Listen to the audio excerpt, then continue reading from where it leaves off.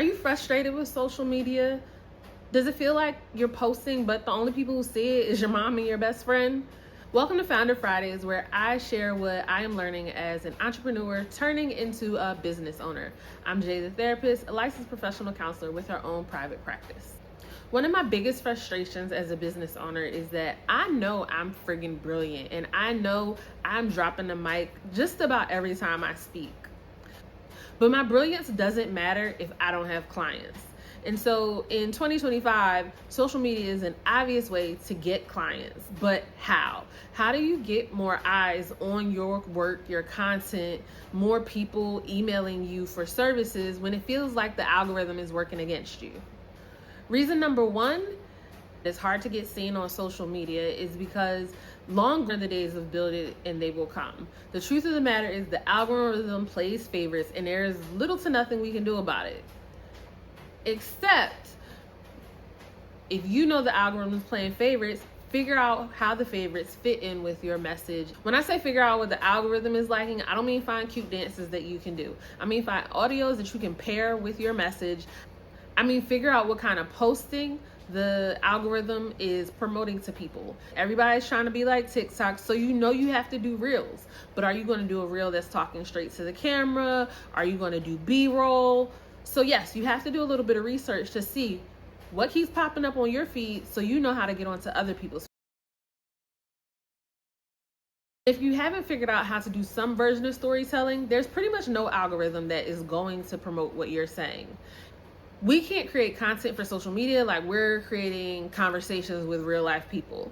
You have like 3 seconds to grab someone's attention and then convince them to listen to the other 60 seconds of your video.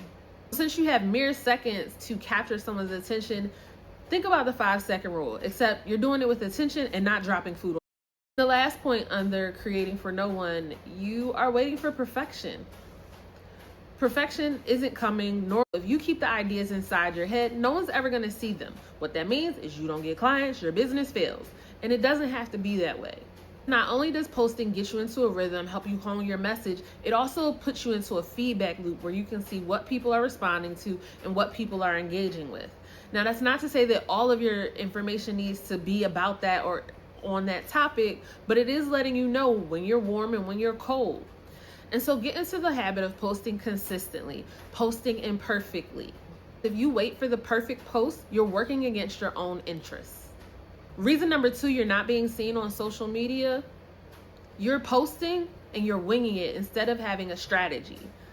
You need to have a documented strategy so that you have something to look back on and reflect. So in my last point, when I was saying you will know what people are gravitating towards, if you haven't mapped that out, then you're just shooting in the dark. And so when something hits, you don't know what you did and you don't know why it was so well liked. Part 1 of your strategy is documentation, but part 2 is having a framework. You want to create content that's relatable, educational, and aspirational.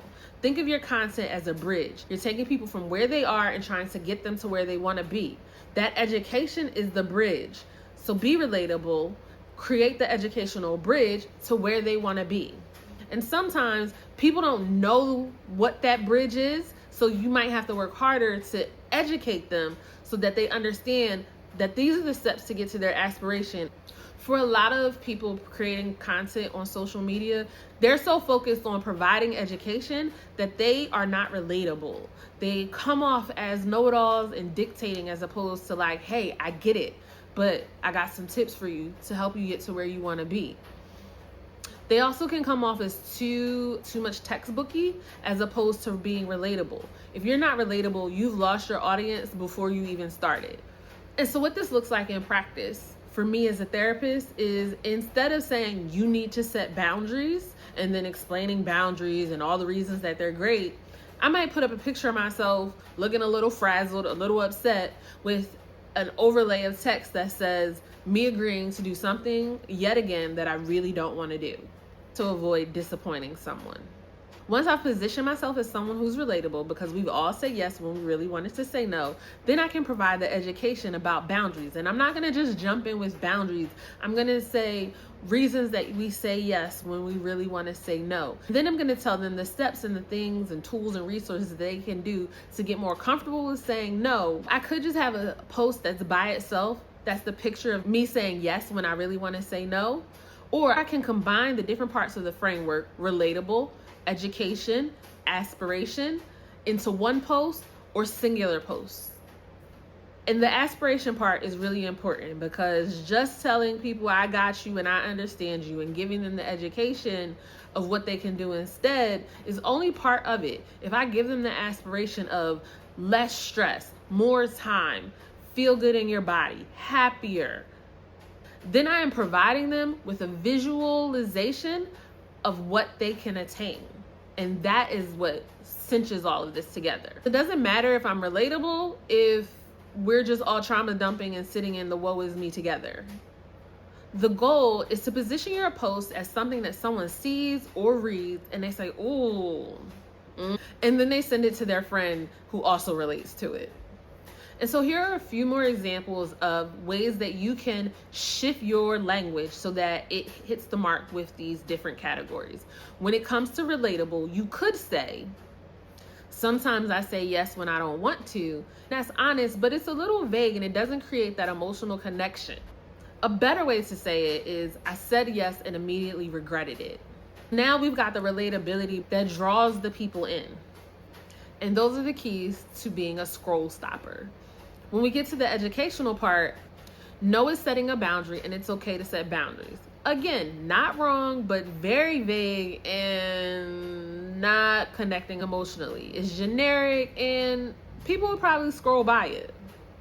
But if I instead post, if saying no makes you feel guilty, you were probably taught that love, safety, and approval came through being easy to deal with. That's not a personality, that's a survival tactic, and you can unlearn it. This version teaches and it hits emotionally, so someone's more likely to stop scrolling. When we get to aspirational, I could say I'm finally learning to set boundaries and take care of myself. It's joyful, but it doesn't paint a vivid picture. And so with aspirational, you want them to be able to visualize what their life will look like if they implement what you are telling them. A better way to phrase that, I stopped saying yes out of fear. I stopped over-explaining.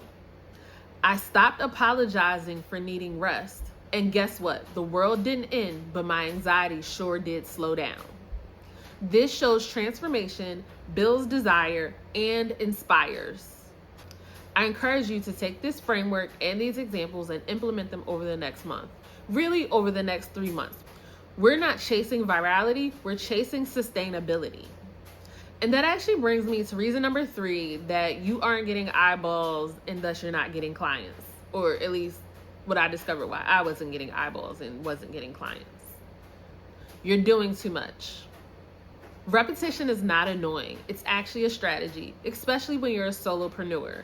I know you have all these ideas in your head and you have all this information that you want to share, but in reality, on social media, only like 3% of your followers see your content. If you have 100 subscribers, that's 3 people. So for every post, you're trying to come up with a new topic, new information.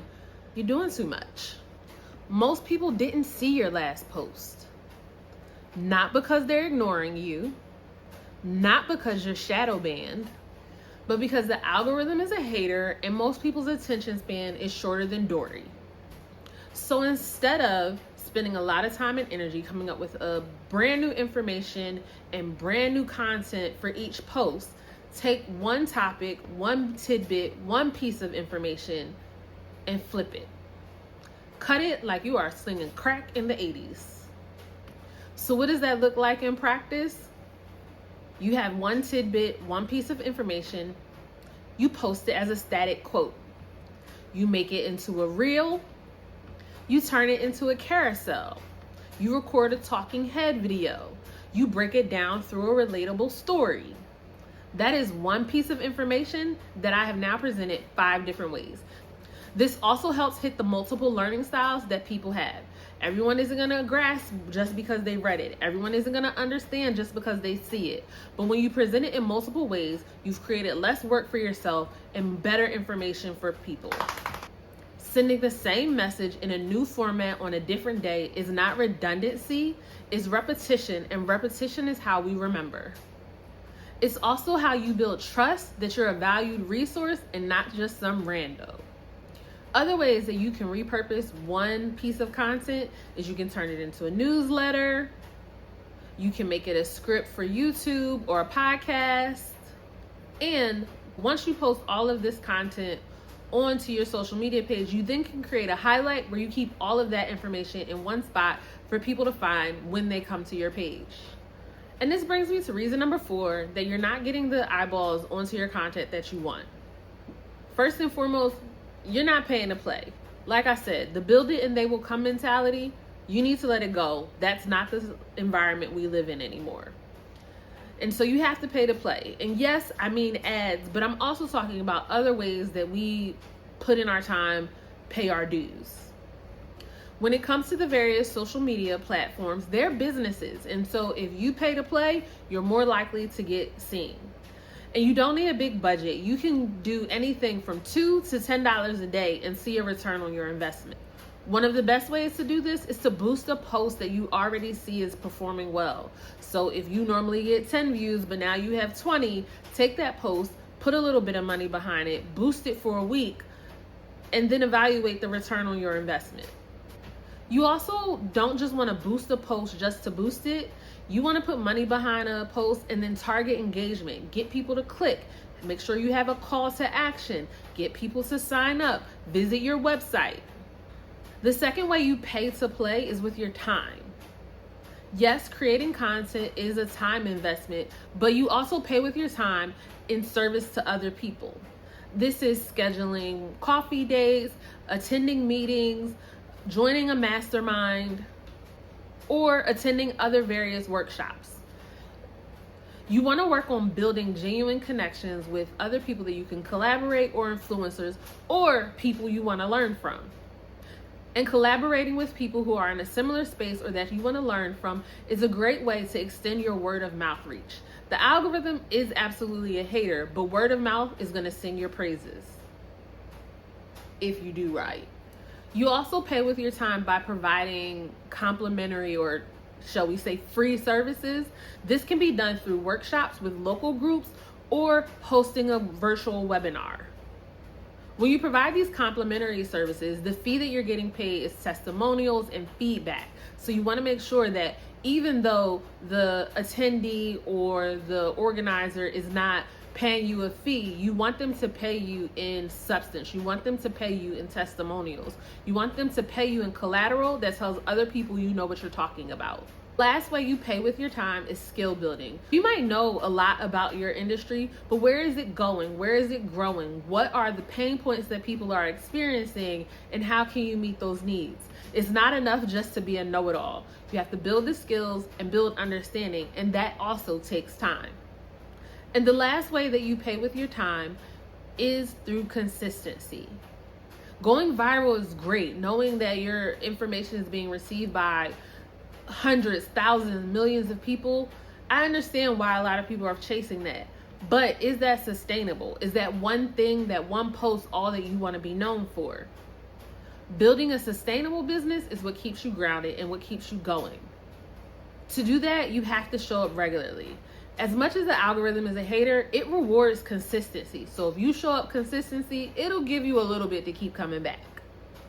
And that consistency isn't just in you posting, it's you posting, it's you commenting on your post, but also other posts. And so if someone comments or likes your post, go to their page, see what they're talking about, look at their stories, see who they follow. The algorithm appreciates that. So keep showing up, because slow motion is still motion. Recently, I saw a post by Dr. Raquel Martin, and she said it takes 10 years to become an overnight success. And she ain't lying.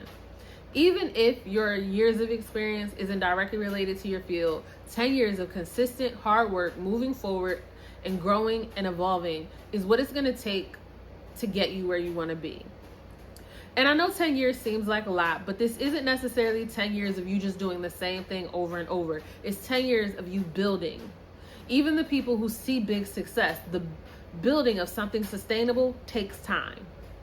And so if you get nothing else from this video, this is your final takeaway. Don't take low reach personally. It's not a character flaw. It's not a sign from the universe that this isn't what you're supposed to be doing. It is the design of the algorithm to reward volume, clarity, and strategy. So tweak the strategy, experiment with the videos, and if all else fails, run an ad. You have something to offer. Don't let low visibility hold you back or keep you from being consistent and showing up for yourself if no one else.